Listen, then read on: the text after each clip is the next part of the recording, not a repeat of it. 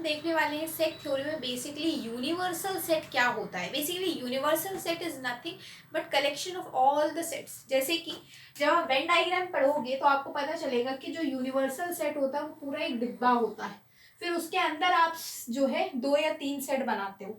Mostly 3 ही set बनते हैं, 3 से ज़्यादा नहीं बनते हैं मोस्ट ऑफ द केसेस में। तो उसको आप यूनिवर्सल सेट बोलते हो, मतलब सारे सेट्स का कलेक्शन है। अब इसमें एक पॉइंट और आता है, जैसे यूनिवर्सल सेट तो समझ में आ गया क्या होता है, contain all the sets, universe है पूरा, ठीक है। दूसरा होता है यूनियन ऑफ सेट। यूनियन क्या होता है, देखो जैसे मान लो कि ये मैं वेन डायग्राम के थ्रू समझा रही हूँ, रहने दो वेन डायग्राम पढ़ानी तो नहीं समझा रही, पहले एक बार ऐसे समझ लेते। देखो जैसे मान लो कोई ए है, वो आपके पास दे रखा है 1,2, कोई बी है वो आपको दे रखा है 5,6। तो ए यूनियन बी का क्या मतलब है, देखो यूनियन का साइन क्या होता है, कुछ ऐसा होता है।